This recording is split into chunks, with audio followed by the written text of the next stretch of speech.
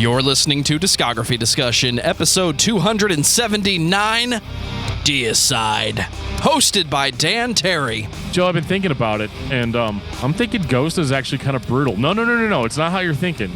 Mike Tygo. I've heard enough to know that the joke's on them. And Joseph Wren. There's only one law. His law. Bring me a steak. Medium rare. Presented by discussmetal.com. And if you are ready for some seriously offensive death metal, then you are ready for this episode of Discography Discussion. I am Joe. That is Dan. That is Mike. Dan's got a sweet, can we call it a frohawk? Is that what you're going for? So basically what I have going on right now is I've got some tea tree hair and body moisturizer, aka leave-in conditioner. I used to use it for my beard, but my beard is on vacation right now. So what that means is that I can take this, I can put it in my hair, and I can create like a shark fin semi-frohawk, but it's so greasy and disgusting that it looks like I actually have frosted tips right across the top. And Guy Fieri. I'm not going to lie, guys, I think that this is the new sexy. The actual new sexy is Deicide. Holy shit, said no one ever.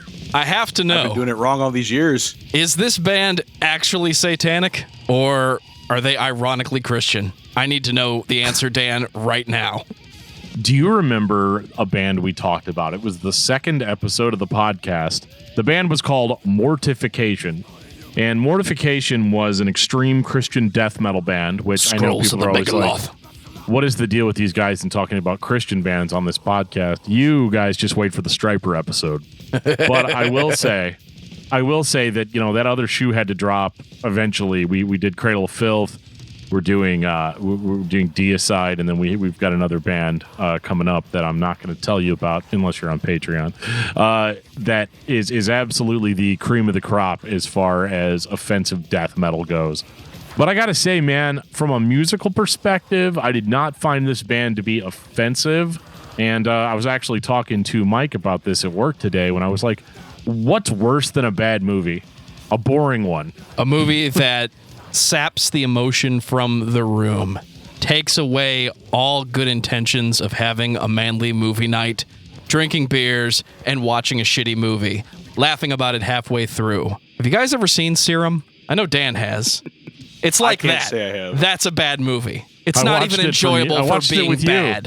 You. The example that I used earlier was Nymphoid Barbarian in Dinosaur Hell. Oh, God, no. Yeah, it wasn't great. But that being said, I don't want you guys to get upset or triggered. I mean, some of you will. But keep in mind that I did not hate everything that Deicide had to offer. I can say that for the most part, I was thoroughly entertained throughout the experience, but maybe not for the reasons that Mr. Benton has sort of laid out. I don't think that the point of his band was to be the entertaining like it is. But you know what, man? People still bought the record, so that makes him successful. I'm going to go out on a limb here and just, I'm assuming you guys have both seen The Room, right? Like the Tommy Wiseau, The Room, you know, you'll tear me apart, Lisa, that room. You hi, son Mike. of a bitch.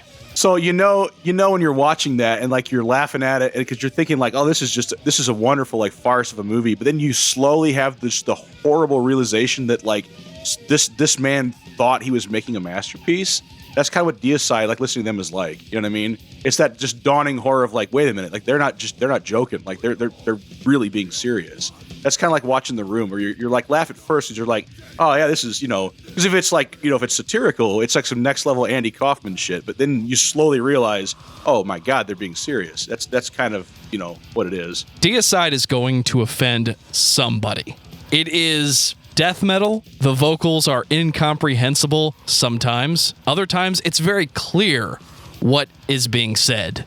And then the message comes through very clearly. I thought it was a joke the first time I heard something. I don't even know how to describe it without saying it exactly the way it is. Pick something offensive to say about Christianity, about Jesus, about the cross. This band does it on every single album and probably every song if I could understand all the lyrics all the time. Well, you don't like Blaspherian? You don't like Blaspherian? How about Carnage in the Temple of the Damned? Anybody? Oblivious to evil. That's the problem. I did enjoy it. It was so absurd at times, I had to laugh at it. Other times, I noticed people staring at me out of the corner of their eyes going, does he know what that guy just said? How could he listen to that? How about behead the prophet, no Lord shall live? I like it, man. That's like some 7th grade shit. Like when your parents told you can't go to the dance and you're just like, I'm going to write some fucking just edgy shit. It's like the prophet, fucking doom, death, greed, and then you can't leave mom's basement. That's Deicide. You can't leave the basement. You guys remember that song Kill the Christian? I think my favorite part of the song is whenever he's just like, kill the Christian. Like it was. That's the whole song, dude. It was really iconic. It's not the whole song. There's listed a verse, a chorus, and a verse. But there's a little bit of housekeeping we got to take care of, right, Joe? We got to talk about things. If you have things to talk about, now is in fact the time. I think we should start by introducing everyone to Mike. Mike, how's it going? Mike's been on more than one episode of Discuss Metal Live, and if my money is paid in full and the check is cashed, he'll be on all the Discuss Metal Live episodes going forward. How's it going, Mike? I'm fat and sassy, just hanging out here, just do my thing. I was planning on just chilling out tonight, going to bed early, working dad and all that shit. Then I realized I had an opportunity to come up here and, just talk about Deicide. And I was like, okay, yeah, we'll do that. That sounds pretty fun. So why the hell not, right? Just good times, just with some bros. I mean, Dan, you and I talked today about the very thing, the best Deicide songs were written by Behemoth. So, right. It's all relative, right? 100%. It's all cyclical, right? And no, we kind of hazed Mike on this one. So I know normally when we do this show, the idea is that everybody has listened to the entire discography of the band prior to doing the episode. And whereas that is true of me and Joe, we kind of hazed Mike and gave him 5 minutes notice, letting him know that we were recording. In his defense, he heard parts of this throughout the week while you were listening to it. Yeah, I've heard enough previously, so I'm definitely... It's like the... I draw parallels. So back in college, it was back when you could go to record stores and get CDs and stuff. It was like the best thing to do. So we'd take breaks during community college. We'd at this record store, right?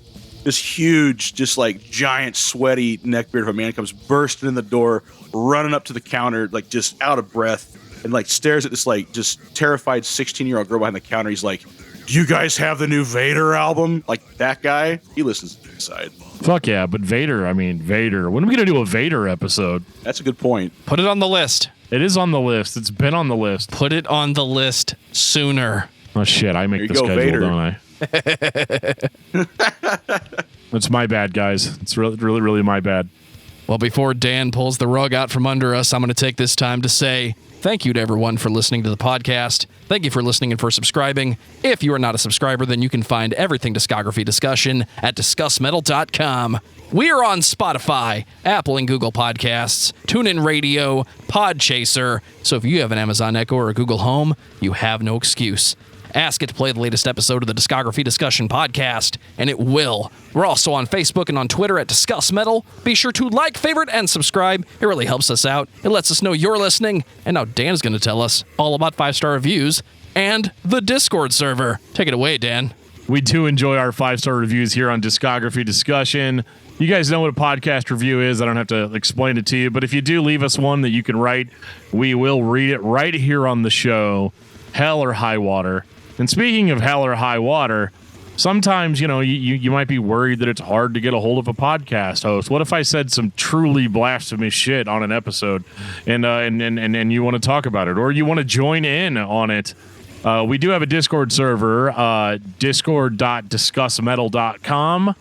That is where Joe and I hang out pretty much all the time. We're like the all-seeing eye of Sauron.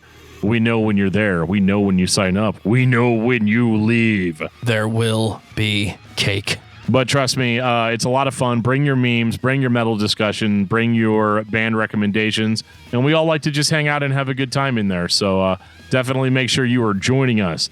And speaking of joining us, join us. There's a couple of things that I've been talking about on the last few episodes that are going on over at patreon.com/discussmetal. We have some sweet perks. We have some sweet perks for you guys, including some brand new ones. Number one, there is sponsor an episode. We want to let everybody know which episodes of this podcast are brought to everyone by you. For more information on that on Patreon. as well as Skip the Wait, Skip the Line. I think I say it interchangeably, but a lot of people get a little irritated whenever it takes us 2 years to get to their band suggestion that they sent earnestly. And I apologize that it takes such a long time. It's just there's so many bands and it's going to take forever to get to all of them. But you know what? Fuck that. If you want to skip the wait, check on Patreon. There is a road to success there for you. Speaking of roads to success, I think it's about time I say, so Dan, tell me and the listener all about Deicide. Wow, this band is offensive. Well, Deicide, in case you didn't know for some reason, is an American death metal band from Tampa, Florida. They have been around since 1987. They originally formed as a band called Carnage, which there's a way better band, a Swedish death metal band called Carnage, that you guys should check out. They then changed their name to Ammon, and then eventually they went with Deicide, which was the most brutal name that they could come up with. And Deicide is more or less an infamous death metal band. Their vocalist is essentially Scary Terry himself, Glenn Benton. And there's one thing you need to know about Deicide right now. You are never going to buy a Deicide album at your local church or synagogue. You see, it's not going to happen. I would venture to make the statement that death metal being super satanic and evil, that whole trope, is because of Deicide. Deicide is the band that was like, okay, Cannibal Corpse is over here. They're talking about gore and death and rape and sodomy and a whole bunch of other words that Joe's probably going to bleep out. But Deicide's like, okay, well, we can't do that.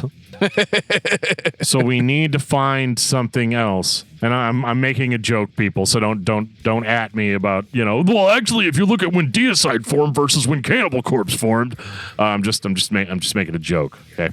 So the joke's not funny if you explain it, dude.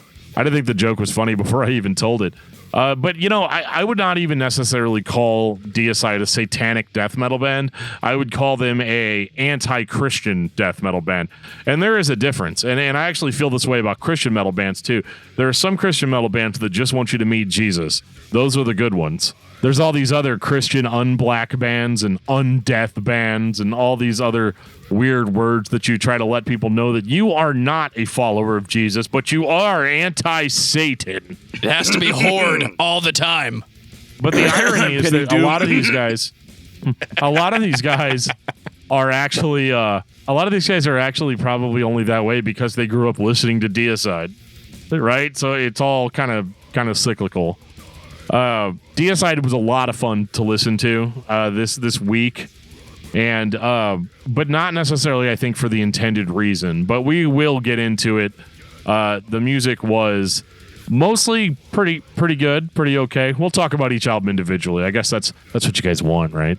I want to say how much fun I had listening to the music. And when the vocals are just the death metal trope of he's yelling at the SM58 in the corner and I can't understand a word he's saying, it was fine. Then like the stereotypical metalcore sung chorus, the words just become clear as day. And I know the band is serious, but to me, it just sounded like a joke. It sounded like they were poking fun at mom and dad, like this is going to piss off your parents, like all the punk rock you used to listen to back in the day before you found heavy metal and then had to go heavier and listen to death metal.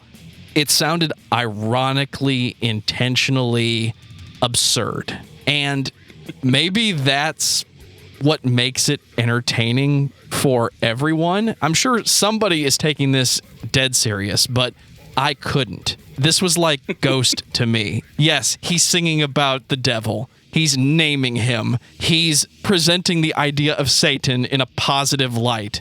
And I would never agree with that in any scenario, but it's so entertaining to see it live. So if this band is going to thrash and be death metal, it's fine. The first record has what sounds like puking on more than one chorus, so it's fine, guys. I really had a good time.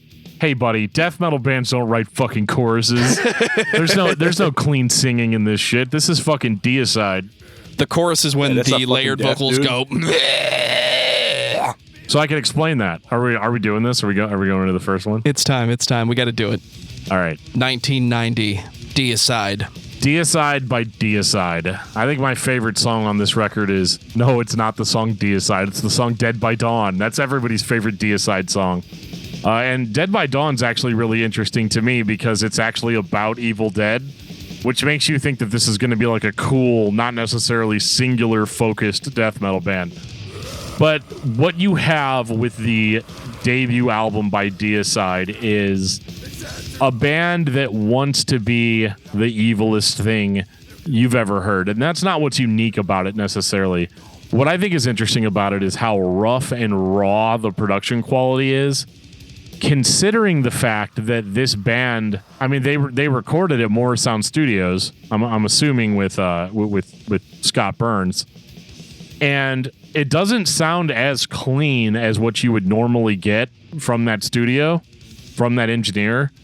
But I think this really actually enhances the sound of the band in the sense that the riffs are really, really, really biting. They're very grainy. They're very edgy. Yeah, edgy riffs. I haven't even talked about the lyrics yet. But, what you have is basically straight ahead, essentially unmelodic death metal with sort of, okay, we're going to play this riff now, sort of songwriting. And so you don't have necessarily the sort of hokey verse, chorus, verse that you get with later Deicide. And I think that's what I like about it is it's a little bit less predictable other than the fact that it came out in 1990. So, I mean, I've heard it enough times now to where it is predictable, but only through exposure. If you heard this record for the very first time right now, it would be a little bit hard to follow. And honestly, I unironically like this album because it's a classic death metal album, and it will still piss your parents off this many years later. What is it, like 32 years later? This record will still piss off your parents.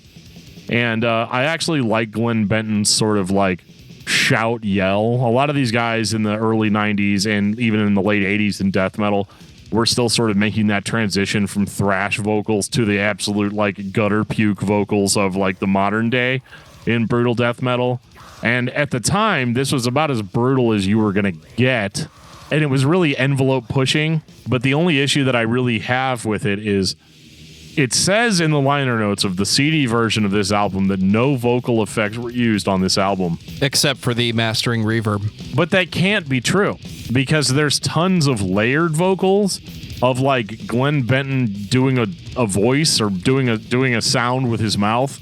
And then they're like pitch shifting it down, or they're like slowing it down, or in certain cases speeding it up.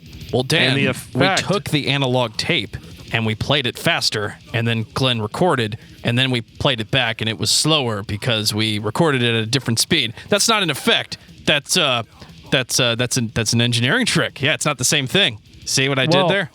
Glenn Benton says it doesn't count if it's in post, guys. If it's in post, that doesn't count, right? I didn't do it. Yeah, the guy mastering it did. Yeah, that's on them. Well, the effect that it creates for me is my only real criticism of this album. Is I think it sounds goofy as hell. Like it sounds hokey, and it sounds very much like let's just put some like evil sounds sort of going back and forth over our other evil sounds, and it's going to be so evil, and everybody's going to be offended and upset. And they will be offended and upset because, again, this band pulls absolutely no punches, like right out of the gate. Lunatic of God's creation. The guy is just absolutely going for the throat. Servants of death, enchanter of pain, from the land of no return, you'll kill again, smear the blood on naked corpse, Manson. So, like, the interesting thing about Manson? this record is, I don't necessarily think that, right, you didn't know, hey, it was a surprise ending. You didn't know it was about Manson. Right? Marilyn or Charlie? Just asking. Probably Charlie. That's like ending a song like Bundy. You know what I mean? Like, just, okay. Well, that's the weird thing about this. So, like, this is probably some of the most variety in Deicide's lyrics right there on the first album. It's almost like they hadn't quite decided to land on the Satan thing yet. Like, Satan's in there because it's a 90s death metal album. Like, it has to be there, right? But you've got Lunatic of God's Creation, which we've just found out is Manson, right? And you've got Dead by Dawn, which is obviously about the Evil Dead movies. And then you have Carnage. Showbread. You have Carnage in the Temple of the Damned, which is about Jonestown, which is one of my favorite subjects. And so I kind of like this sort of more balanced version of the band. And it could be argued that they just hadn't really become Deicide yet, as we know them. But I would say they're about 70% there. But it is kind of cool seeing a little bit of this variety and them sort of playing with other ideas mixed with, much less conventional song structures. I think this is what I like the most about early 90s death metal, is that the bands were not afraid to sort of experiment with different themes and try to find a way to sort of unnerve people, but not necessarily shoving the same message down your throat over and over again. Do not worry, we will get there. Right. At its core, it's the follow-up to heavy metal and thrash from the 80s. You called it one of the defining death metal records, and I think that's for a reason. It sounds like a death metal record. It sounds like a cassette tape that I have cranked in my car and I'm going as fast as possible down the highway at 10:30 because we got to get to the bar and see our favorite local thrash band. It has that vibe. And I said it once, I'll repeat it. I had a really good time listening to it. Oh, God. Sorry, I'm not allowed to say that on this episode. Is it time for Legion, Dan? Oh, dude, Legion. Yes. 1992. So Legion is much more musically interesting than the first Deicide album. I think the first Deicide album is a classic. I think this one is too. We live in a complex world. I'm allowed to think that they're both classics. And this starts off with maybe some of the most furious drumming we've heard from Deicide. You can really feel the blast, and you can also sort of feel the you can feel sort of a jump in production quality. Now, this was also with more sound, but it just sounds better. I don't really, I don't know the technical terms like you guys do, because you guys both, record and produce music and stuff. And I'm just a guy that has a bunch of opinions about shit. And I can tell you that this sounded better to my ears, and I like the way the drums sound on this record. But what my favorite thing about this record is? Tell us, Dan. It starts off with a song called Satan Spawned the Cacodemon. So we're just going to dive right into Doom, are we? I was getting ready to say he's naming his songs after Doom maps. That's fantastic, dude. It's like John Romero helps Glenn Benton name his album. That's, oh man. Dude, I used to listen to this album while playing Doom. Oh my God. How does it stack up against I did it this week. How does it stand up against Mick Gordon? Well, I think that Mick Gordon may have done himself a disservice if he did not listen to Satan Spawn the Cacodemon prior to. This is a little bit more classic Deicide. There's a lot more of Glenn's lower pitched vocals that are doubled up with his higher pitched raspy vocals. And so it's funny because even to this day, whenever I hear a band double like that, with the high and the low mixed together, I always be like, oh shit, here we go. We're going full Benton, and if this band has a defining characteristic, it's that they're going to offend somebody. But if they have a second defining characteristic, it's how Glenn Benton chooses to layer his vocals throughout the discography. Do you remember the first time you recorded or tried to demo or expand on an extreme metal song? And we tried layering different types of vocals in random places in the mix, and then because we didn't know what we were doing, we decided that was a bad idea and we moved on. Glenn Benton does that all the time, and it's really entertaining. It just sounds absurd sometimes. Some of the decisions are comical in their presentation. Is Glenn Benton like the Lars Ulrich of Deicide? He just ruins it. Like a good recording, he's like, we'll go ahead and just go with it. Change it. It's fine. Turn it down 6 dB. Just turn it. Yeah, it's fine. Now turn it down again. Really, dude? I don't think that this record sounds bad though. Like I said, I think it sounds better than the first album. It's got a little bit more of a budget. It's got more punch. It's got more grit, and for lack of a better term, more balls. And so sure, Glenn Benton, doubled his vocals, high pitch, low pitch, mixed them together, and he was like, "This is it," And in a few years, he's right, because that's the metalcore thing, right? But I don't know where the metalcore is. I don't know where that comes from. That comes later. No, they don't play metalcore. Not Deicide. I'm talking about the genre. He's very focused on this discography. There was a dude. So you know how we did that Discuss Metal live about elitism and gatekeeping? You just did that. I'm gonna be that guy throughout this entire episode. And I warned you. I told you guys that I still have those tendencies. So if I go off the rails a little bit, that's why I'm gonna have to be reined in. Because I'm over here trying to listen to "Behead the Prophet, No Lord Shall Live," and you guys are all like, "So, would you guys like this week? What are you guys thinking?" And I'm like, "No, guys, Legion crush Jehovah, see through the faceless dog, untie our world from Satan. It can't be done." It's just this needs to happen, and so, and I think that I might be the only person in this virtual room that we've created that we use to record podcasts that has been listening to Deicide for a very long time, and originally it was because. Well, I just wanted to piss my parents off. I wanted to be like, yeah. What do you think about this, Mom? No God, no Lord shall live. What always has should have never been. No God, no Lord shall live. Behead the prophet, and we win. It's absolutely inspired. Absolutely inspired lyrics. I'm kidding. It sounds fucking stupid, and I don't have issues with Glenn Benton because I know that he's doing a lot of this with a wink.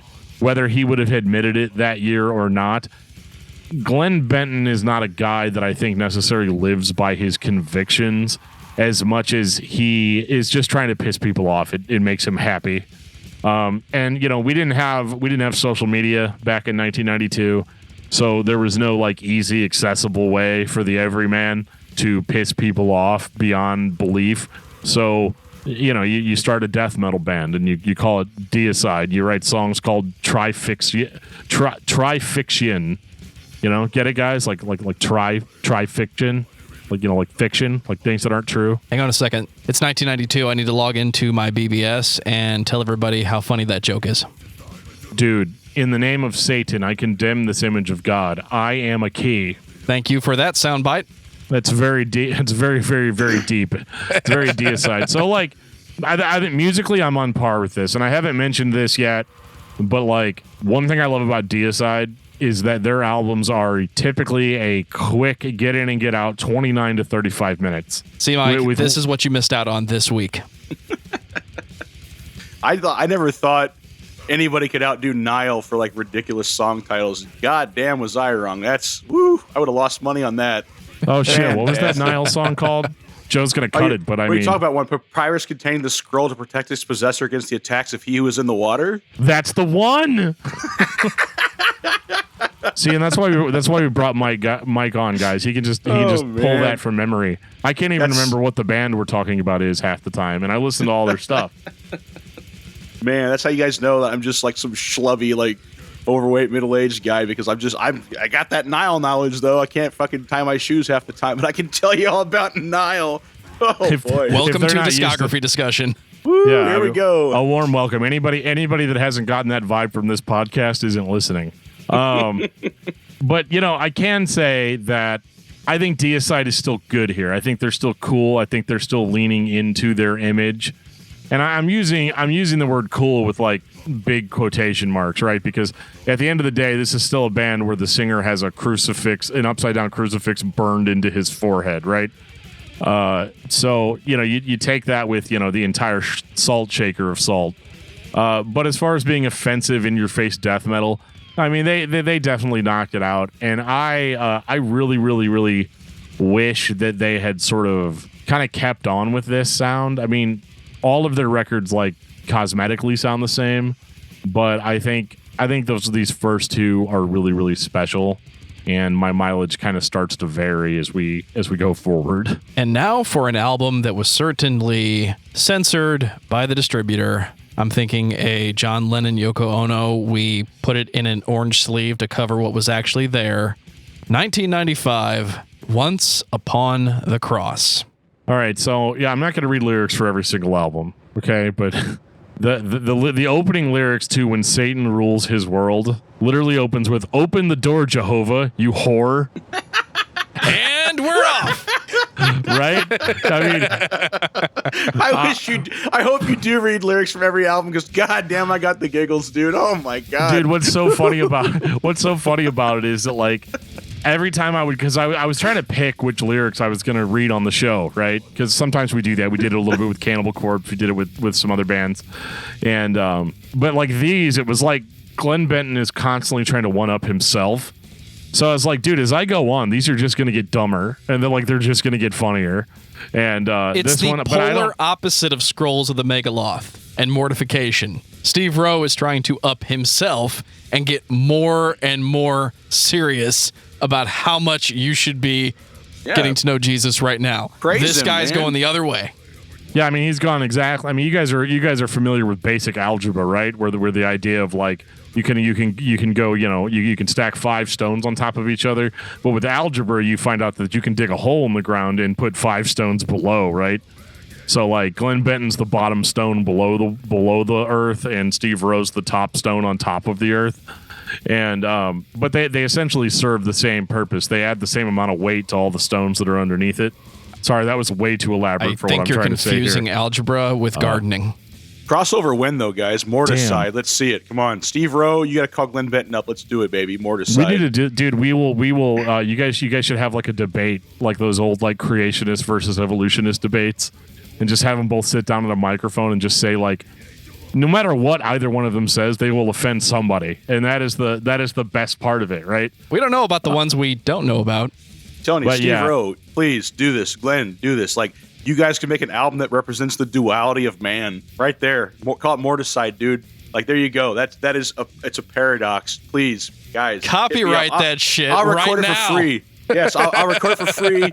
Come on down. Why not just do I'll cook mashups? you guys some burgers. Come on down. Why not just do some mashups? Oh. Then we don't have to put them in the same room as each other, because like I can't afford like how much that room will be destroyed. Oh, dude. Woo. But on to the album. People are like, these fuckers don't ever even talk about the records.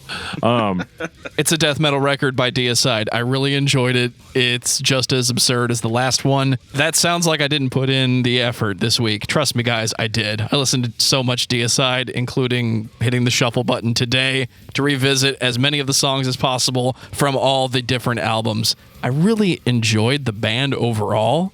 But Dan, you're the most qualified person to tell everyone how fucked up these lyrics are. How does Glenn Benton top himself on this one? Well, I mean, I don't think that anything's ever going to top the "Open the Door, Jehovah, you whore." I think that is that might be his magnum opus, his swan song, so to speak. And but from a musical perspective, which is what I care about, especially when you're in a situation like this lyrically, like. Somebody had commented to me that when we talked about Cradle of Filth that I didn't do like a deep lyrical analysis, and the reason was I found out that Cradle of Filth, by comparison, even though they had that Jesus is a shirt, they were really more of a Ren Fair band, like Ren Fair meets like vampires, sort of theme, or let's talk about ancient history for a little bit. It was varied. Deicide is exactly what you would expect from a band called Deicide, but you might be a little surprised at how far he actually goes. I mean, like it's funny to think about a death metal band that talks about defecating on the Bible, but like this dude just straight up gets up on stage and says that shit, right? And it's funny. But from a musical perspective, this is kind of the part of Deicide. This is a little bit more like stripped down. This doesn't have sort of all the goofy vocals in the background. Glenn Benton's voice, while I think he might be like screaming or growling harder, is much easier to understand on this record than any other one. And I think that production-wise, this is pretty hard-hitting, but I feel like it more or less just kind of it keeps the expectations up without really adding anything new. And if anything, they kind of meander a little bit on this record. And even though I don't think that that's enough to upset the fans of the band, because the appeal of this band at this point is I'm 15 years old and I'm in study hall with my buddies and I bust out, my new copy of Deicide Once Upon the Cross, and I open up the book and I start reading the lyrics to my buddies and they're all like snickering and they're like, ah, and then the homeroom teacher's all like, what is it? What is so funny? And everybody's like, you wouldn't get it, so like, I think that's why I enjoyed this album when I was younger, is just for that appeal, the shock value of it, right?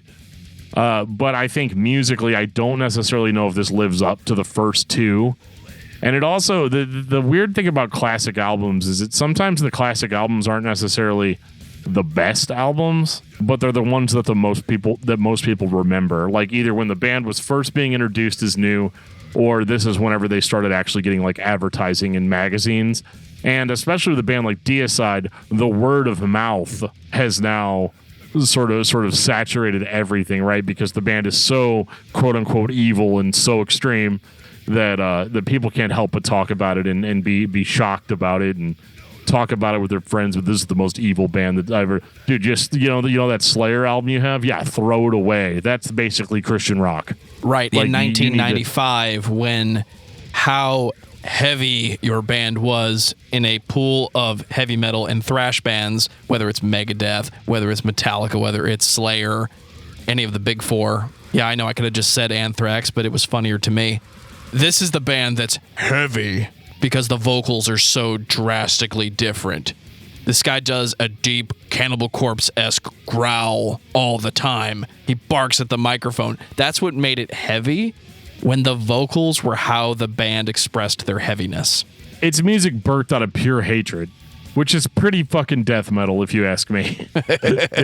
It's so like, I still like this one, but I don't think that it's necessarily like the best Deicide album. Like, I definitely wouldn't start with this one if I were you. And I'll get to which one you should start with here in a little bit. But yeah, we got to move on because we're going to say a lot of the same things about a lot of these records. So, let's get this train moving. 1997, Serpents of the Light. Rapture from the Lord your God so great, bastards of Christ, die. Wait, is that two songs or one song? That's one song. The song's called Bastard of Christ, and I just read the last two words from the opening verse. I can read the chorus if you guys want, but I think Joe's going to have to bleep most of it. So, I thought death metal bands didn't have choruses, Dan. Well, I mean, this one's pretty good though. He fucked himself to save you, put to death. Oh my God! He can't even say it. For it's this, so his word, berate truth, agonize, prophesize, revive the book of fiction, blasphemy, gluttony, to deceive you and me in battle disposition, hang the bitch on the cross. I mean, come on, man. Like, at this point, like, there's no way anybody's gonna just hear your album and be offended by it. Like no good Christian is gonna be like I would say Deicide, Serpents of the Light. I'm gonna go ahead and this is probably like really good, right? Like at this point, like who are you offending? Like you're just doing it because it's absurd. People expect you to do it. I guess you've picked this theme and you've decided to really double down on it. And you're gonna die on this hill. Just like, yeah, man, we're the anti-Christian band. That's what we are. We're the opposite of those Christian bands. And musically, this record's also like the opening song, Serpents of the Light, has like a really, really good guitar lead that like sounds amazing and gets you like pumped for the rest of the record. But, as I say often on this podcast, it sets you up for an experience that you're not going to get. Because the rest of it, the band sort of like goes into, more, again, sort of that meandering pace, right? And it's a little bit, I don't want to say it's Deicide light, like my favorite losers over at the Metal Archives reviews. They're all like, oh, it's Deicide light. It's basically... It's basically like, their version of South of Heaven or whatever. And I don't hear that. I think the band is just as brutal as they've ever been. But I don't necessarily think that the brutality is as fresh anymore as it was before. Like, because, and again, that is sort of a discredit to what we do on this podcast because we listen to so many albums all at once that it becomes a little bit exhausting when the band's not changing it up enough. for you to have something super interesting. But like, I like some of the guitar leads on this album, and I like that they go for a little bit more of a traditional song structure, not because I'm a big fan of verse, chorus, verse in death metal, but because it is actually something different and something that they've kind of started doing. And so, I enjoy it, but it is starting to get a little stale for me here. Maybe it's revisionist history, and I'm hearing what was effectively remastered versions of some of these records, but this one just sounded thin. It sounded like a demo with the guitars being recorded much louder than they would be mastered. The drums are more thin than they were on the very first album, but the vocals are front and center. They are panned in all directions. The guitar leads are clean. So this is just another producer's idea of what a death metal album should sound like. And in 1997, was there really a bar? It's fine, though. I mean, not for death metal. I mean, by 1997, death metal was kind of like, yeah, there was a thing that still existed, and there were other death metal bands, but like this particular style of old school death metal is starting to be sort of circumvented by like slam bands and brutal death metal bands and death metal had sort of moved on from this. I had sort of a similar complaint with the Obituary episode where I felt like that band was just sort of a capsule. And I mean, they have an album called Frozen in Time, so like there you go. But I don't know. I think in the case of Deicide, I think that they were capable of being more brutal than that, and they could have adjusted with the times. But I also want to be clear that my expectation isn't that every band should adjust with the times, because if not, then Deicide would have had a new metal stage, and they would have had a metalcore stage, right? And then they would have just followed like all of the trends. But I think with bands like this, what I'm really looking for is a little bit more variety, and I'm not getting that from Deicide right now. And because I'm a consumer, I'm gonna feel compelled to complain about it, about a thing that I didn't make myself, and that somebody else put time and effort into.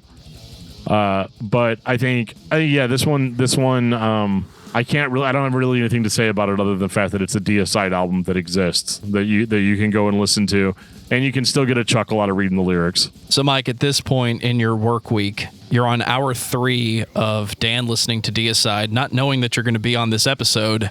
How are you feeling at this point? I got to say, like, so far, I've gotten the giggles quite a bit, so I'm feeling pretty good about it. I mean, I wasn't a big death metal guy. I mean, I later in life I got into it, but like growing up, I wasn't a big death metal guy.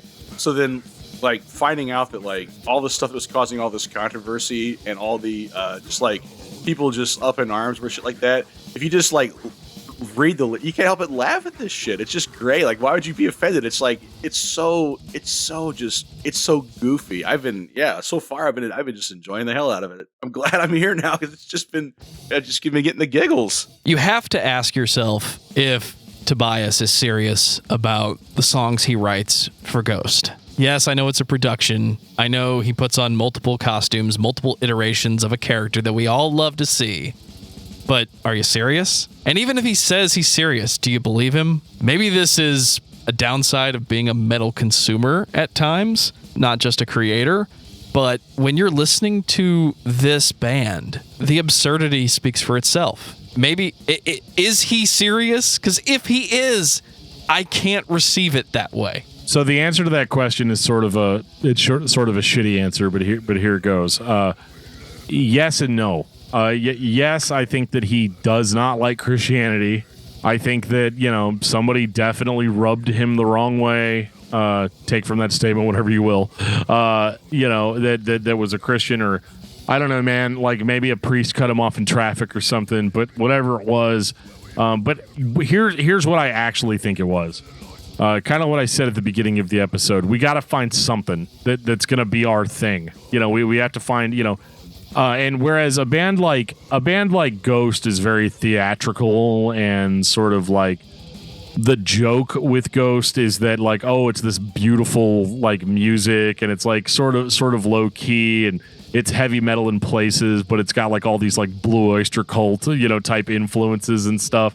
But then the joke is that all the lyrics are about Satan, right? Like that's sort of Ghost thing. Deicide doesn't have that type of theatrics, other than dude burning an upside down crucifix, on his forehead.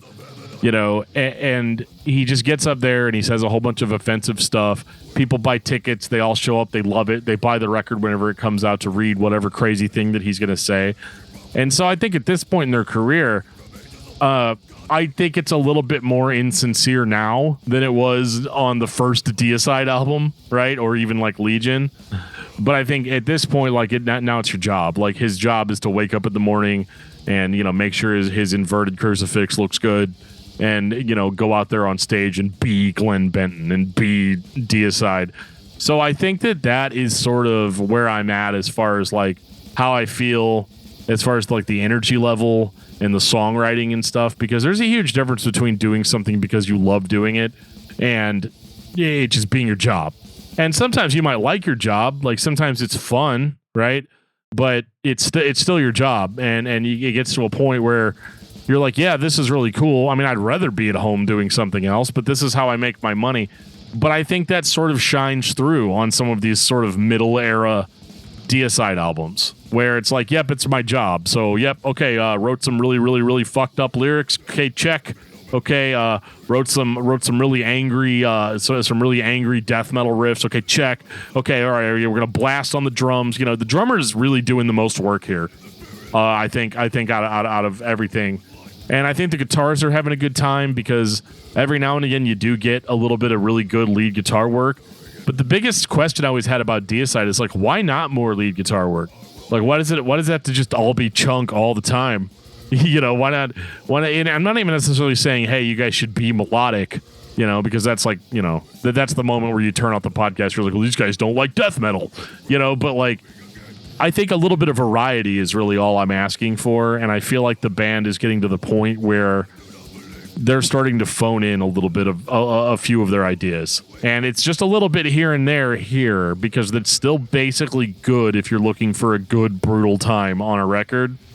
But the production has changed since the early 90s. By 1997, other music trends have come in. And this does start sounding a little bit stale at this point. So, what's Deicide going to do? How are they going to get out of this one? 2000, Incinerate Him. This is the most ghost album title in the discography. You guys get it right. You get it right. You guys get it right. It's a hymn about incineration. It's about the Doomslayer going into hell. No, actually going into hell, and the cyber demons actually trying to incinerate him. You get it right. Okay, so Joe doesn't get it. Yeah, it's about. I mean, it's Deicide. It's about burning Jesus, right? That's what it's about. Yeah, I mean, they open it up. They open it up with Bible Basher, where dude says Bible Basher. Let's count 1, 2, 3, 4, 5, 6, 7 times in a row. Dude, really, Glenn? Really, you said it 7 times in a row? You didn't say it 6 times in a row? Like, I mean, are we keeping this theme or not? There's 3 6s as the album cover that are intertwined. Like, you couldn't have said it 6 times. But yeah, on the 8th line, he says, "Who is your God? Ram your religion so far up your ass till it becomes just a thing of the past," right? And so, yeah, he's still got the fire, right? This album also has the song "The Gift That Keeps on Giving," and that is 100%. That is 100% Deicide's lyrics. Like, I have to admit that, like, if you're a hardcore fan of this band, which I am a fan of this band, I wouldn't call myself a hardcore fan, but you're getting what you want out of every release from this band, even though it's their job or whatever, and it's not as inspired as it once was. You're still in on the joke and having fun. I find it hilarious too that this record has a parental advisory on it. Like, even in the modern release on like streaming services, there's still that parental advisory. It's like, oh, a parental advisory on a Deicide album. You guys think? Like, yeah, probably. But I'm gonna have water's to be just wet. Yeah, water's wet. The sky's blue. The floor is indeed made of floor. Yeah, don't download clickbait or don't click on clicky banners on Russian porn sites. You know what I mean? Just things that people need to know. So with Incinerate Him, though, like everything that I sort of complained about or started complaining about on the last record is outrageously present here. This is, number one, this record sounds really bad, like sonically. Joe complained about, a couple records back, things starting to sound thin. This just sounds very, very lo-fi. And if this was a black metal band, I would say like, oh, it was an intentional choice or whatever. But like, I don't know, man. Like, it's slower, it's plottier. I mean, they do blast a little bit here. Plottier is a word, by the way. I just that I now own the copyright on. But it's just boring. This is just uninspired. There's a difference between phoning it in and just writing just shitty riffs, and that is just what this record is. It's shitty riffs, and it's got Glenn Benton's arguably shitty lyrics all over it. And I think Glenn actually sounds pretty much okay on this one, but like, I don't know, man. These songs just don't go anywhere. And it's ironic because I was complaining about there not being a lot of lead work, but on the previous record, but like, there's more here, but I don't want it. Like I just don't care about it. And this is one of the hardest eras to get through with Deicide, because like, I knew I loved the first two records, and then I get to this one and I'm like, oh my God, how many more of these are left? I hit the discography discussion slog of whenever you're like 6 or 7 albums in, and you're like, oh fuck, how many more of these are there? And then you got to stop for the day and go do something else for a while. But this is actually, I stopped about midway through this record in my first listen through, and I was like, man, maybe when I come back it'll feel fresher. I came back the next day, and somehow it felt more dank than it did whenever I initially gave up listening to it. And other than some cool growls and songs like Bible Basher, Forever I Hate You is not about Jesus. It's actually about his ex-wife. And I think that's probably my favorite song on the record because it sounds the most sincere, out of just about everything that they've done up to this point. So I got to give it to him that the dude actually wrote a song from his heart, and it worked, right? So maybe a little bit more of that. I'm just kidding. He's not going to do more of that. The guitars are early 2000s heavy. They're layered up. It's obvious.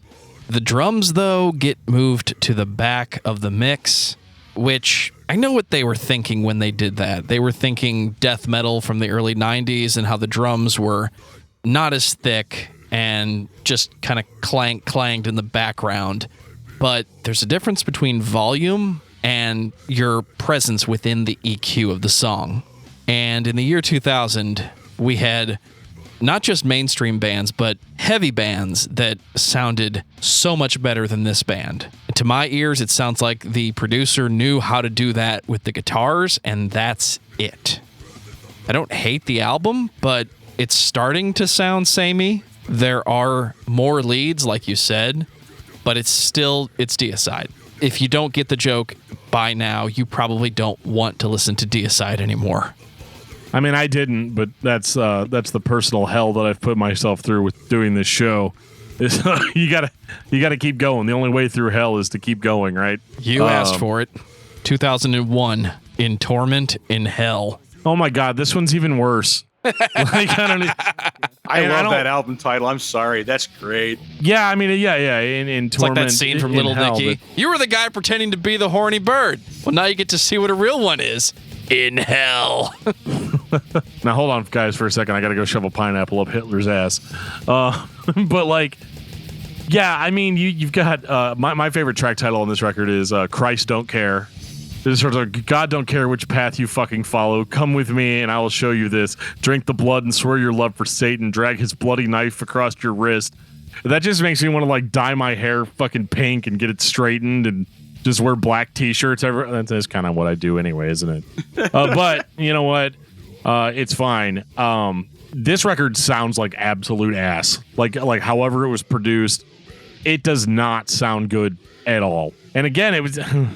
I don't know, man. I just don't... I don't understand how you can put out like really high quality sounding albums and yet have no actual frame of reference for how to do that again, especially when you're this many albums in, right? But this record was supposedly produced and co-mixed by Deicide. So good job? ? It's not good. It kind of reminds me of like Diabolus in Musica by Slayer, except for I would listen to that record in a heartbeat before I listen to this one. That's an album I can actually listen to. Like that's okay. And this is the same year. Like, make no mistake, these guys have been around forever. They've worked with lots of producers. This exact same year was when like there was some heavy hitters that year, right? You're talking about D.B. Borger putting out Puritanical Euphoric Misanthropia. That album is fucking incredible. Like, the production value is insane. So don't tell me these guys have been around forever, can't like just find a producer to make something sound okay. Like, holy shit.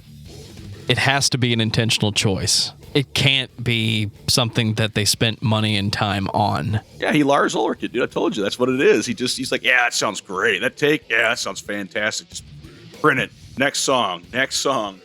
Yeah. Guys, I don't know, man. I'm like trying to hold this together because, again, like, I like Deicide, but like, is this the worst sounding album? Yeah. I mean, it's not even close. Like, it is by far the worst sounding Deicide record, which is kind of disappointing because you think that, like, as recording technology gets better, like, you don't run into that sort of stuff. But I mean, that's pretty much it, man. I don't really know what else to say about this record. This was just a dud for me, and it was probably the worst. It was probably the worst Deicide album, like, by far. And I think most fans would agree with that this was not putting their best foot forward. Now, I have heard rumors that they were trying to get out of their deal with I think it was Roadrunner at the time, because, like, they felt like they were getting fucked by their record label because, you know, guys, Roadrunner has Slipknot now. We don't really need you know, we don't need Deicide to shock people anymore. We've got guys that are younger, that are more offensive, and they're, you know, at the time, Roadrunner is still focusing on nu metal, and they're sort of slowly starting to introduce metalcore. So, I mean, I could kind of see a pissed off Deicide just recording whatever just to get it on tape and finish out that last album so that they could move over to Earache, where they're going to feel a little bit more taken care of. 2004, and I found your mashup title, Dan. Scars of the Crucifix. Oh, man. Scars of the Crucifix. So this is actually the last Deicide album that has the original lineup of the band. So we've been actually, like, dealing with the same band up to this point, which is actually kind of notable in the sense that this really doesn't happen that often. Not with this kind of music. I mean, death metal bands, you know, they're at least swapping out, like, guitar players or drummers or whatever. But no, they actually. I'm very proud of the fact that they stayed together for 7 studio albums, you know, plus all the demos or whatever it was before. But this is actually going to be the last album that has the Hoffman brothers, the band's 2 guitarists that were largely responsible for the Deicide sound. And what's interesting about this is that this record really tries its best to, like, sound different. Like, the actual song "Scars of the Crucifix" is actually, like, kind of melodic, which is weird for Deicide. But much as I've dealt with that with this band before, it does set you up for an experience that's not going to necessarily be repeated throughout. This band has a really bad tendency to just, like, do a cool thing and then never do it again. As we move on, the band starts to sound more like the random black metal band you found on your file sharing services back in the day that was just advertised as most brutal band of all time. You had no point of reference. You didn't know what the actual name of the song was, but you came away with some type of mix CD of just heavy songs, and eventually you would figure out what all those songs are. But then you realize some of these are 100% independent, and that's why they sound like that. It's not a cosmetic choice. It's not a producer trying to replicate a sound from the early 90s. It's just a band trying to be brutal at a time when being brutal was all that mattered. I know that's been all the time, but stay with me on this one. I think this album is an interesting listen from a death metal perspective, but it's not a good album for Deicide. It's better than In Torment in Hell, but that might put it at the second to the bottom of the list for me. I think that I like this record only because the last one was such a piece of shit. It's the Saint Anger effect. It's better by comparison. It's better by comparison, and unfortunately that doesn't actually equal good. You know, that is not even remotely the same thing, right? Deicide's very own Overton window there, right? It's not as bad as the last one was. Yeah, I mean, that's fair. We've got our classic logo now. Check it out. I'm also Rick Rubin recorded our shit. I'm also not like in an abusive relationship with Deicide, or maybe I am. I don't know. It's a sadomasochistic relationship with Deicide at this point, right? So whatever they decide to throw my way, I'm going to try to find some reason to like it, right? But I mean, this record does have a little bit more fire. It has a little bit more grit. It's basically okay. It's an okay Deicide record. You're sort of seeing them kind of go a little bit back. I don't want to say back to their classic sound, because their classic sound was so much better than this. But they're starting to try to be more like the old school Deicide, at least in theme. They've got a song on here called "Fuck Your God," which I'm actually surprised that we're this many albums in before there's a song called that. But yeah, this song, "Fuck Your God," where the Christians are, I will not go. Well, hey, since you mentioned that, can I give you guys I'm reading about this right now. Can I give you guys a little bit of trivia, like tidbit here about that song in particular? Oh, let's hear it. The song "Fuck Your God" was used heavily as a torture method for detainees in Iraq by being piped into their bunks to induce sleep deprivation. What if it had the opposite effect, though? What if they loved it?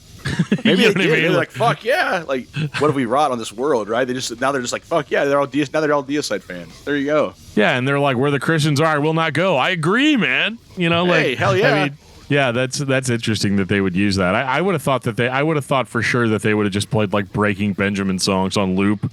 That'd be really hard. Photographed by Nickelback just over and over, dude. Yeah.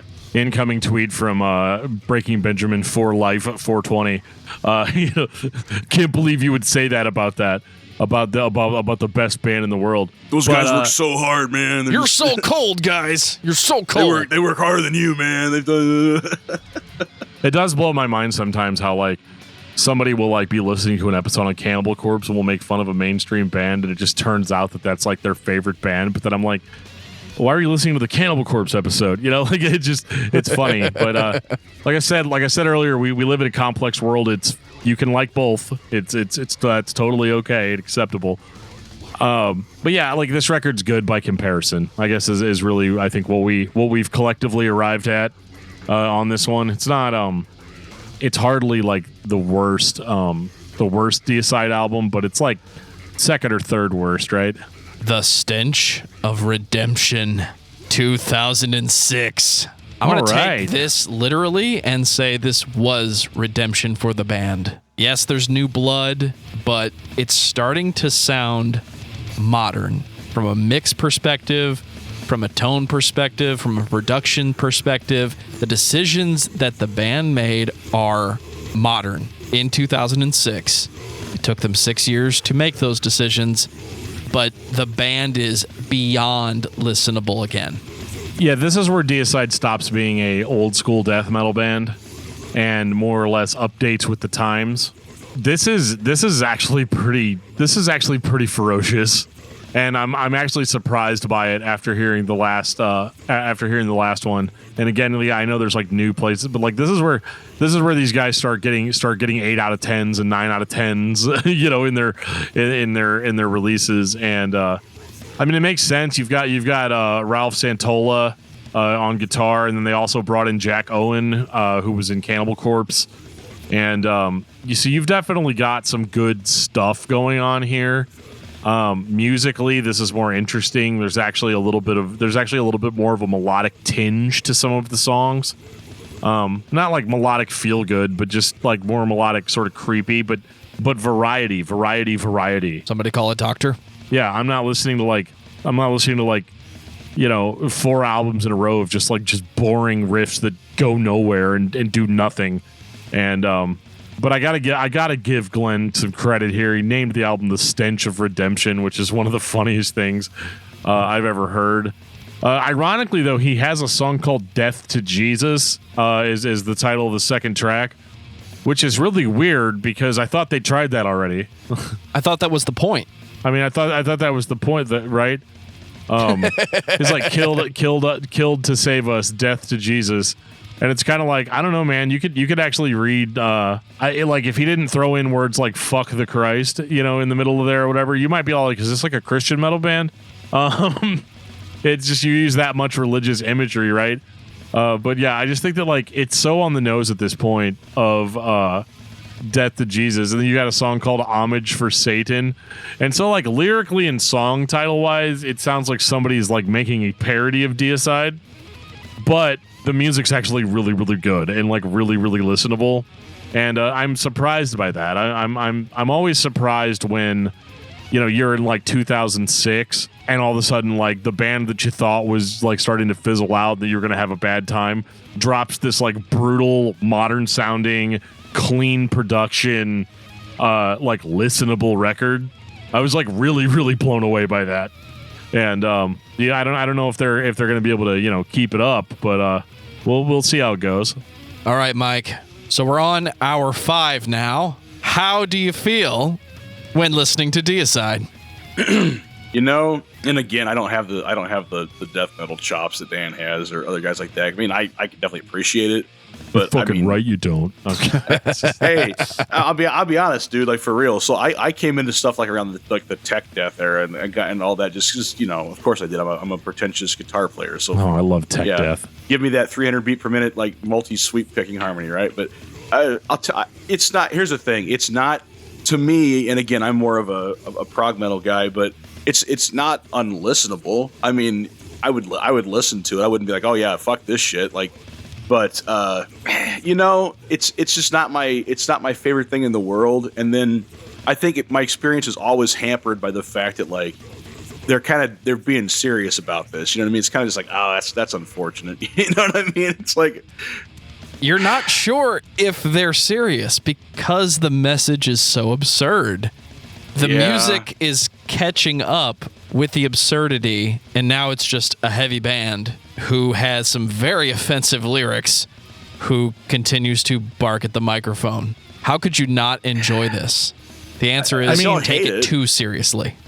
I do think that I don't think it's sincere now. Like by this point in 2006, no. This is not sincere anymore. Now Glenn Benton does this because he has to. You think they're in on the joke at this point? Like, that's what it is, Dan? Are they in on the joke at this point, you think? I think they've always been on the joke. I think that they are like kind of the creators of the joke, right? I think the biggest controversy isn't necessarily the lyrics themselves, because again, as we've said, the lyrics are absurd. They're kind of dumb. They're kind of meatheaded. But like, you could sit down and listen to interviews with Glenn Benton about like, you know, how it's received or whatever. And in some interviews, he's very like, yes, I take this very seriously. I worship the devil. And I, you know, da-da-da-da. But then in other interviews, you get a couple of beers in him and he's just like, dude, you know what, man? It's just like, it's all about just pissing off your parents, right? Like, let's just be super, you know, so like, you never know going into the interview which Glenn Benton you're going to get, you know? But I feel like the more modern Glenn Benton is like, yeah, we do that because that's what Deicide does. That's what Deicide is, right? We set, because like, as much as I'm complaining about it, it sounds like I'm shitting on the band. I'm really not, because like, how disappointing would it be if the next Deicide album was just about Glenn's feelings about things? You know what I mean? Like, I mean, how do you transition out of like, Bible basher, right? How do you come out of that to be all like, there's terrible wars going on in the Middle East, and they're really bum me out, man. And I just don't know if there's ever gonna be peace. But like, peace is actually like really cool, you know, if you like really think about it.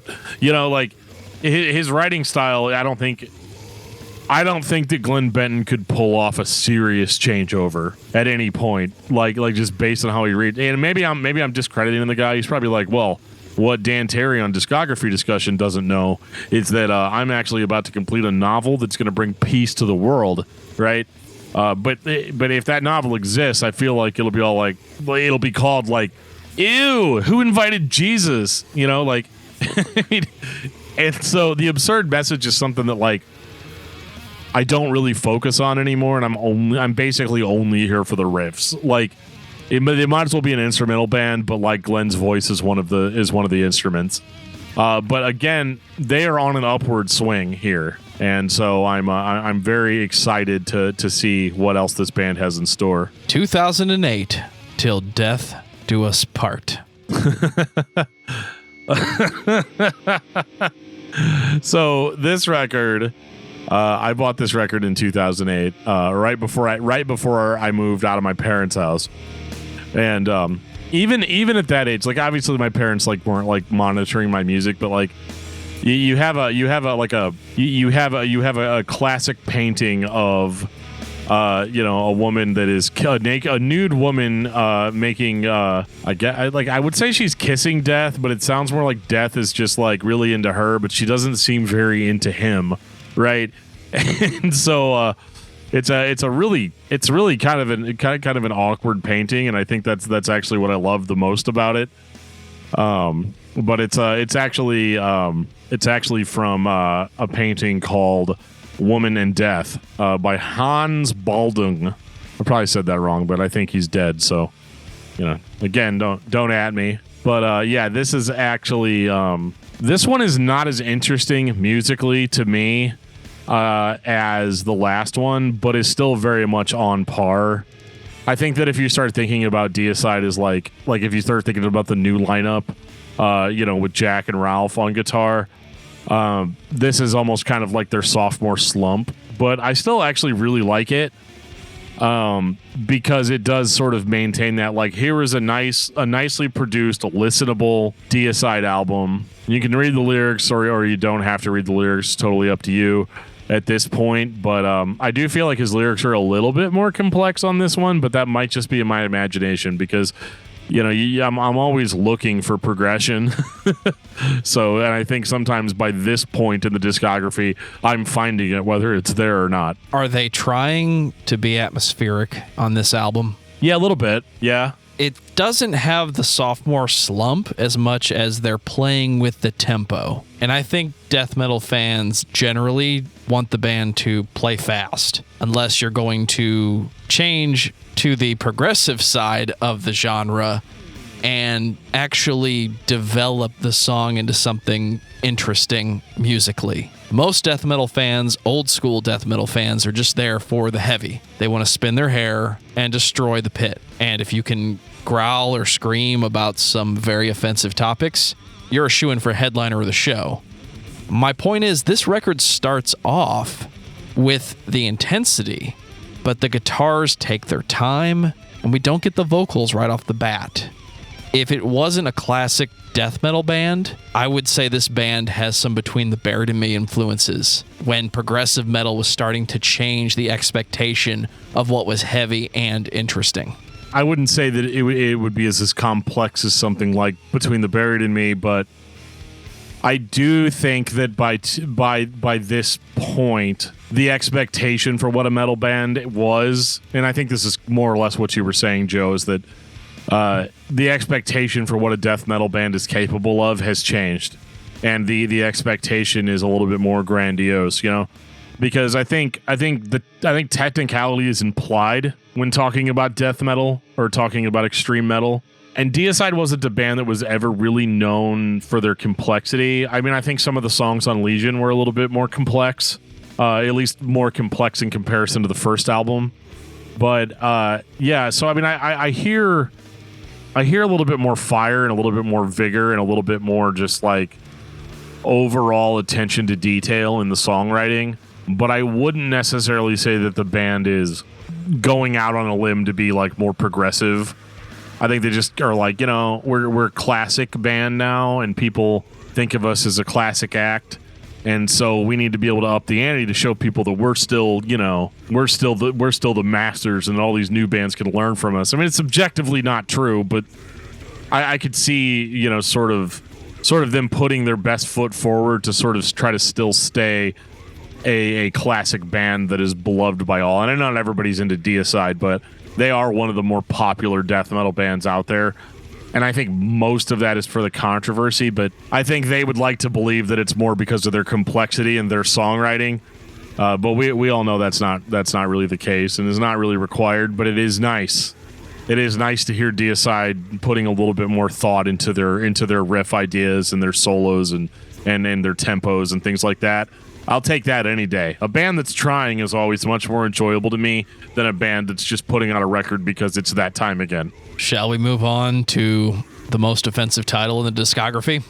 I mean, I guess. 2011, To Hell with God. All right, so Michael Sweet probably would have something to say about this. Because, I mean, really, guys? I mean, Stryper beat you guys to this by, like, a lot of decades with To Hell with the Devil. I mean, come on, man. Like, you literally did the thing that people always accuse Christian bands of doing. You took the title of a Christian metal album and you just took out the word God, or you just took out the word devil and put God in its place. I mean, like, really, dude? And odds are, you know, I'm going to go out on a limb here and say that this is a total coincidence and that Glenn Benton is probably not a huge Stryper fan. But how amazing would it be if he was a closet Stryper fan? Right? Like this whole time it comes out that, like, yeah, man, I always thought that title was so cool, To Hell with the Devil. So I was just like, well, now that I'm in now that Deicide's been around for a long time as an established thing, we're going to do To Hell with God. It's like our response. Our decades-old snail mail response. I mean, thankfully the music's okay on this one. I say okay because at this point the band has now put out, you know, three albums with the same lineup, and they are sort of starting to repeat themselves a little bit. Like you start realizing that, like, this iteration of Deicide essentially, you know, yeah, it reinvigorated the band a few albums ago, but now we're getting to the point where they're just starting to do it because it's their job again, and it's not bad.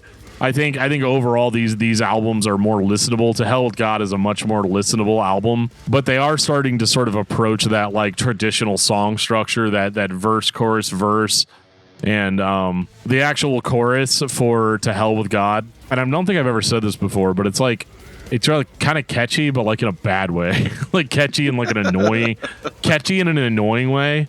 I mean, I'm just saying, man, it really doesn't hold a candle to Hell with the Devil, you know? We'll get more into that on the Stryper episode.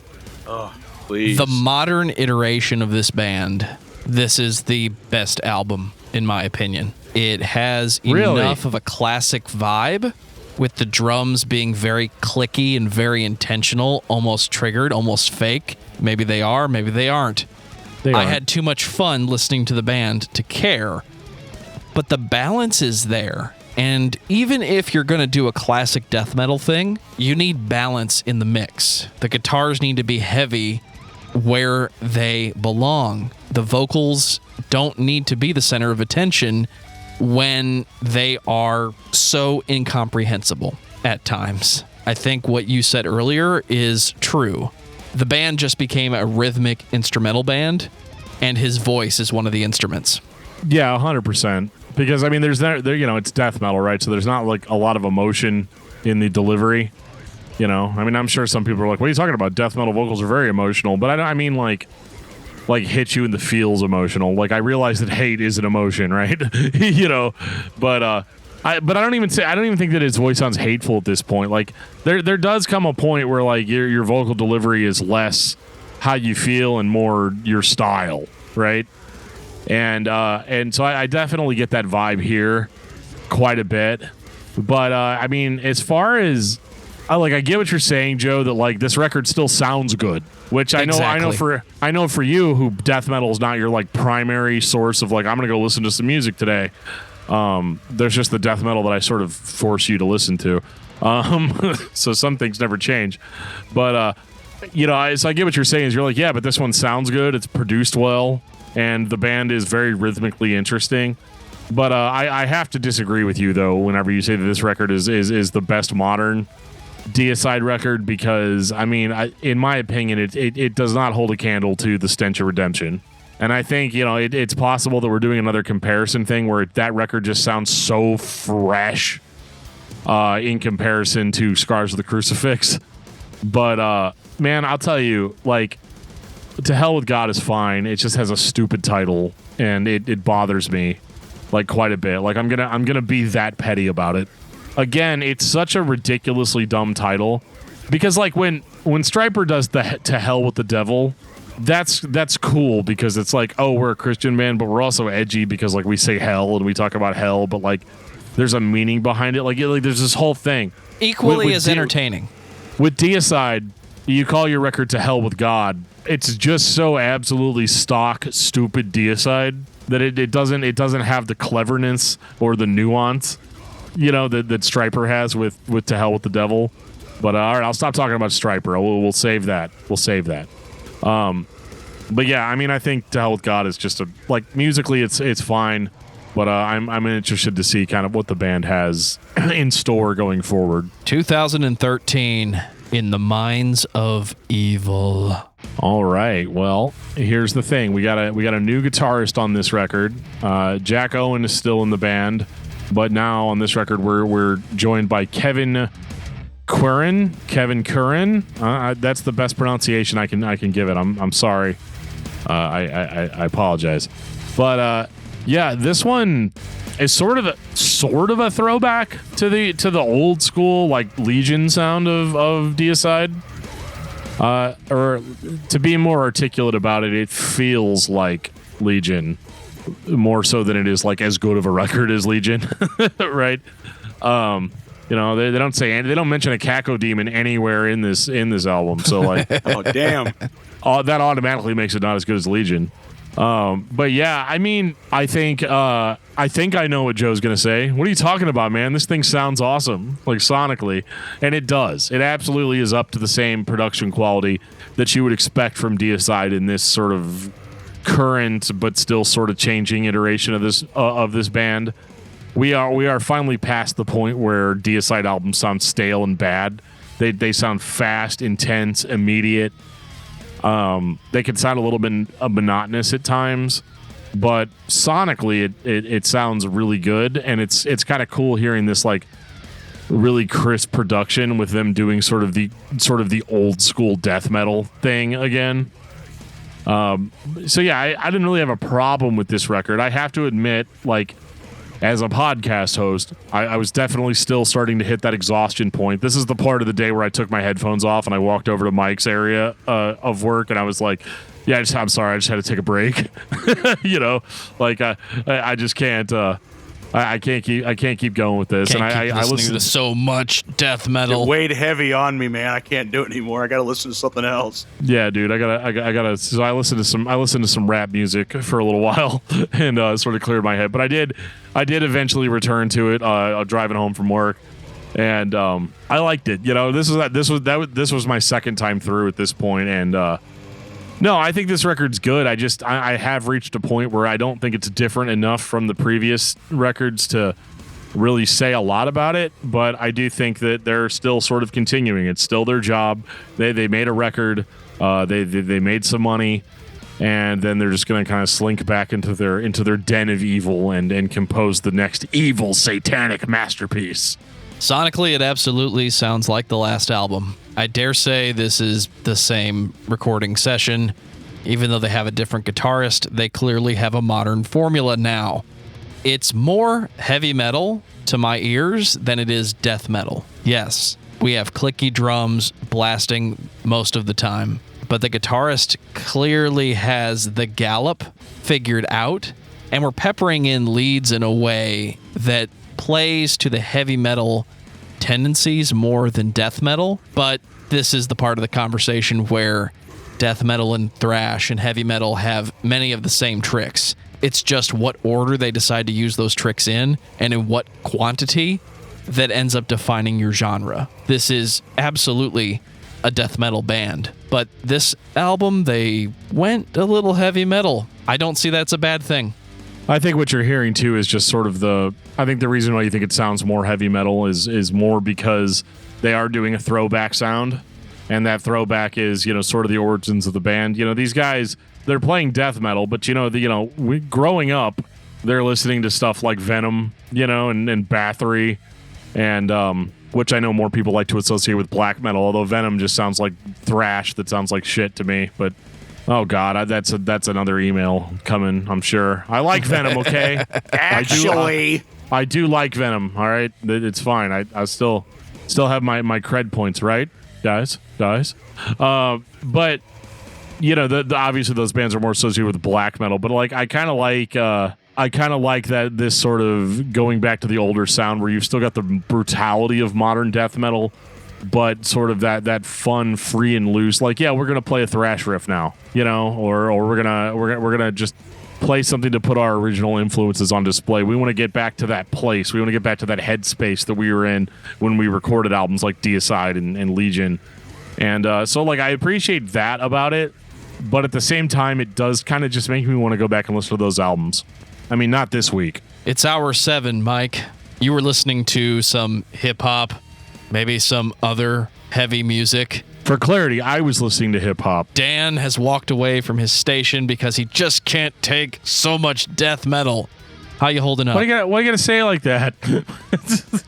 I'm just telling the story the way you told the story, with different words that make it sound so much worse. I know. I don't know what I did. I just, dude, you pour sugar in a guy's gas tank one time, and then all of a sudden you're a bad person. I mean, I could tell, like, I can usually tell whenever Dan's like just burnt out on something like that. Like, a great example would be, I think it was today or yesterday. Like, I heard the album Damnation by Opeth. I was like, oh yeah, he's on a downward slump from somewhere. So I was like, and I love that album. That's one of my favorite albums of all time, for sure.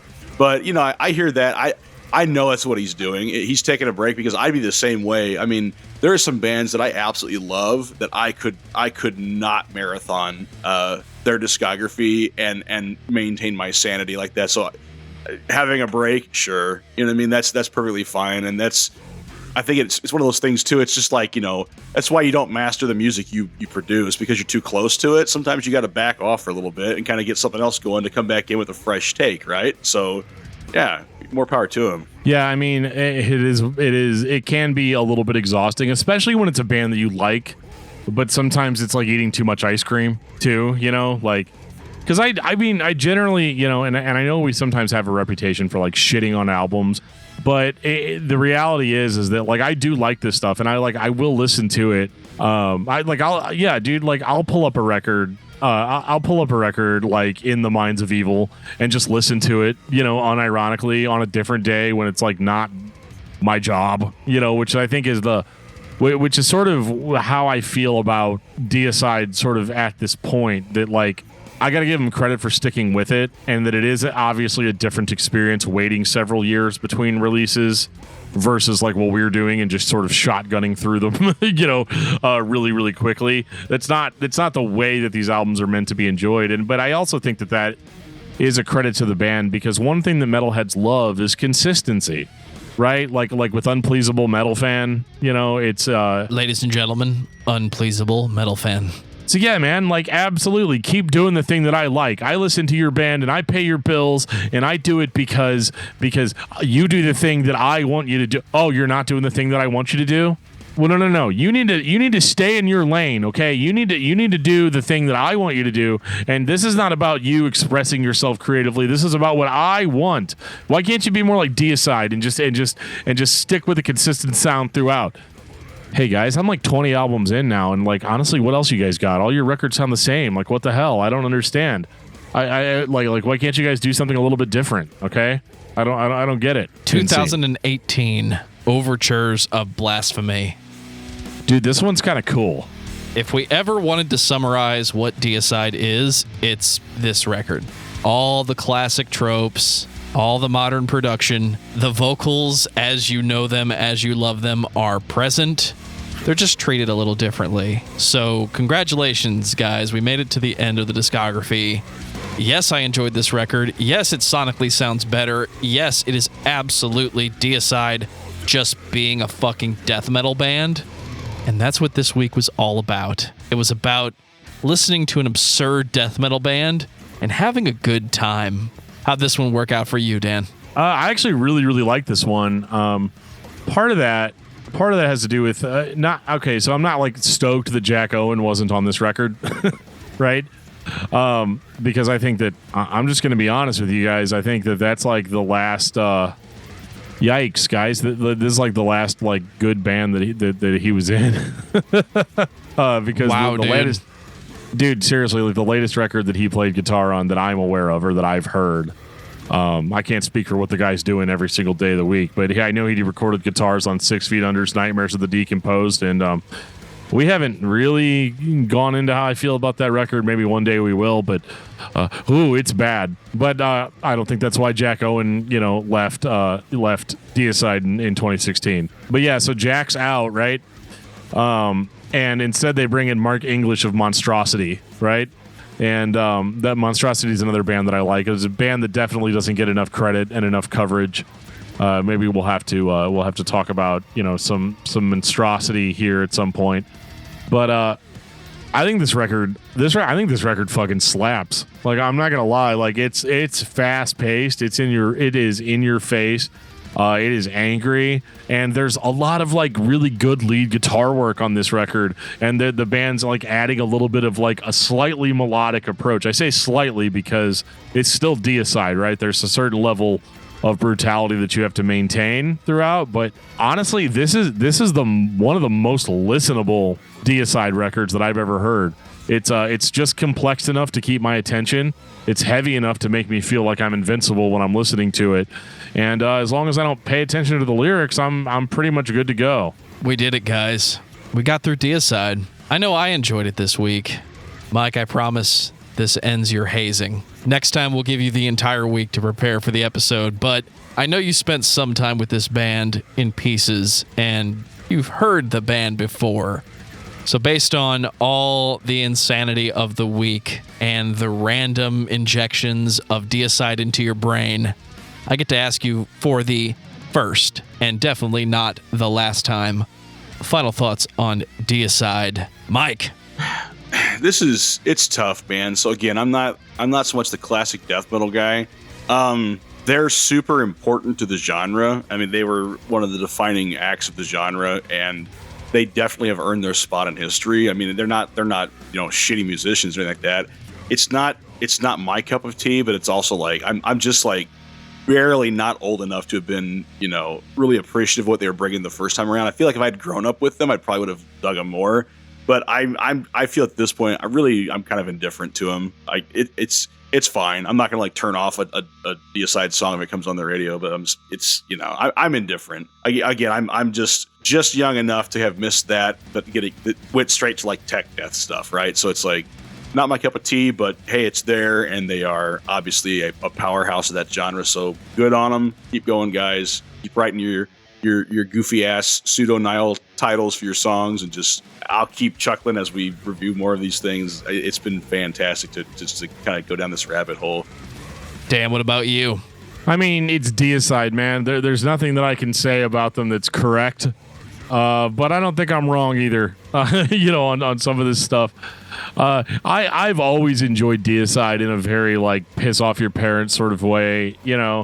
I was the youth group kid that listened to Deicide. You know what I mean? Like, so like that got out that whole like immature, like, oh, you guys never know what you got. You guys never know what to think of me. Ooh. So I took something that had nothing to do with me and made it about me. It's a staple of being a podcaster.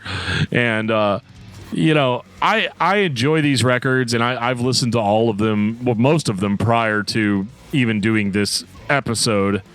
Beyond the big listen through. And I definitely enjoyed the band more overall, listening to the record sort of in chunks and sort of waiting for releases. And I will admit that I got to a point in my life where I was just buying Deicide records because I kind of always had, right? Not necessarily because they were like amazing or great. But at the same time, like, I do think that these guys, again, are super important.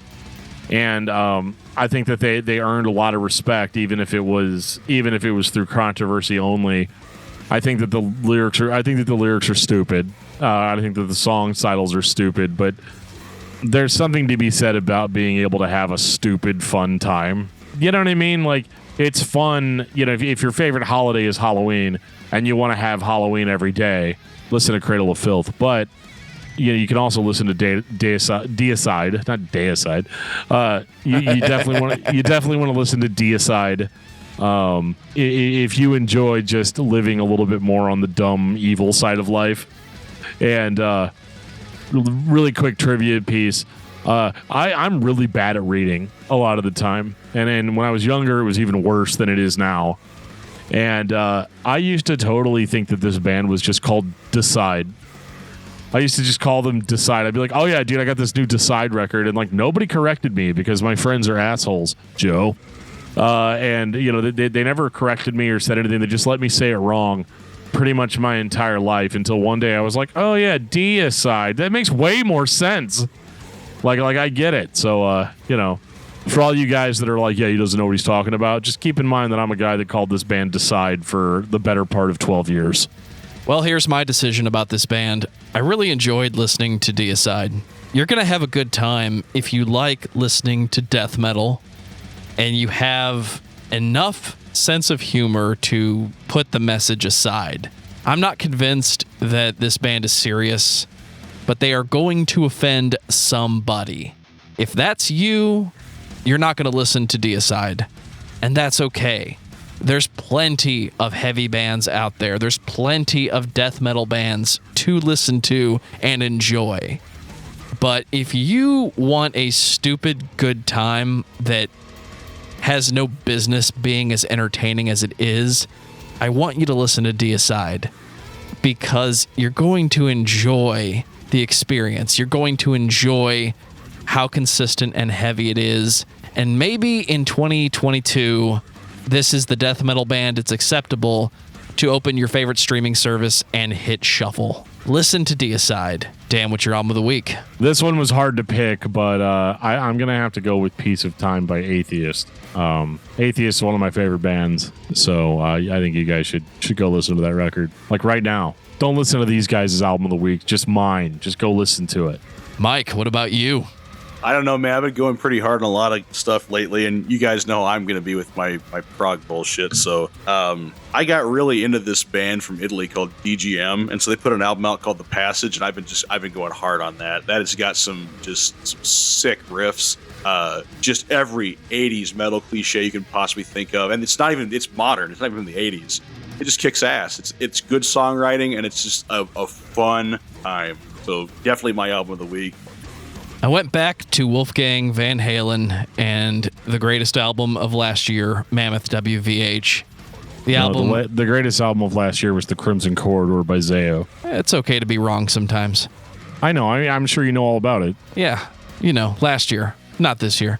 Sorry, man. I'm out of vitriol. We talked about Deicide for 2 hours. What do you want? I've talked about Wolfgang. John Drake has talked about Wolfgang. It's a really good record. Everybody needs to listen to it. It's still a good time. And I can't believe we got through Deicide. Gentlemen, we need to do this more often. And I need everyone to subscribe to YouTube and catch Discuss Metal Live every single month, where you're going to see these three faces and Rance, who is strangely absent from this episode about Deicide. And we talk about all the heavy metal subjects, whether they are elitism in metal, our favorite, elitism in metal, the 90s reaction to the Satanic Panic, and how it felt to be a metal fan at a time when everyone was afraid of heavy metal again. Who knows what it's going to be this month, but I'm anxious to see. You want to take us out, DFT? Absolutely. Thank you guys again for listening to this episode of Discography Discussion. If you want to hear more episodes or this is your first episode, make sure to go to discussmetal.com or to subscribe on your favorite podcasting app. If you want to hang out with us, go to discord.discussmetal.com where we're hanging out all the time. If you want to hang out with us even more, you can go to patreon.com/discussmetal where we have a monthly hangout with all of our Patreon subscribers right after Discuss Metal Live. So, if we talk about something really controversial and you want to get in on that, jump into the Patreon and you can come in and you can tell us yourself to our faces. But thank you guys so much. We will see you again next week. And on that note, this has been episode 279 of Discography Discussion. Thank you for listening. You can like us on Facebook and follow us on Twitter at Discuss Metal. Subscribe to our podcast everywhere you listen to podcasts, including Spotify, Apple Podcasts, and Podchaser. Visit discussmetal.com for all things discography discussion. And please send questions and comments to danandjoeshow@gmail.com. if you're not a patron, you can become one at patreon.com/discussmetal. We have some sweet perks. It's like a sock filled with quarters. $1 a month gets you into that exclusive album review feed. The only chance is not to waste your life. Have hope and have no fear. The truth walks by your side.